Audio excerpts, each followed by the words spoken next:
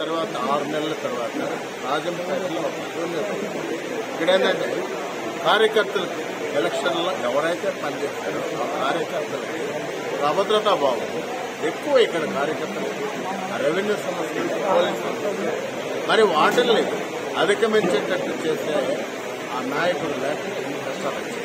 వారందరికీ కూడా ఇవాళ ఈ రూరల్ అధ్యక్షుడు మా అందరి పిలుపు మేరకు ఇంతమంది కార్యకర్తలు వాళ్ళల్లో ఒకటే ఒక భరోసా నమ్మకం ఈ సమస్యలను అధిగమించడానికే మనం ఫోకస్ అటెన్షన్ పెట్టాం. అందులో రాజంపేట మిగిలిన ప్రజానికం కూడా చాలా మంది బాధపడతారు. జిల్లా కావాలి, మెడికల్ కాలేజ్ కావాలి, తెగిపోయిన డ్యామ్ని నిర్మించాలి. ఇటువంటి ప్రజా సమస్యలను పక్కన పెట్టి రాజకీయాలకి మళ్ళా తెరలేదు. ఇప్పుడు ప్రస్తుతం నాయకులకు ఒకటే చెప్తున్నాను, రాజకీయాలు చేయాల్సిన అవసరం లేదు.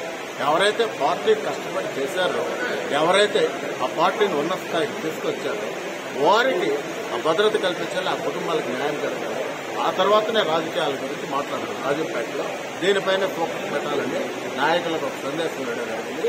వీటిలన్నింటినీ వాళ్ళు చాలా అద్భుతమైన విషయాలు చెప్పారు నాయకులు, కార్యకర్తలు. వాటిలన్నింటినీ కూడా త్వరలో అధిష్టానం దృష్టికి తీసుకెళ్లి వాటిని అధిగమించేటట్టు చేస్తామని కామెంట్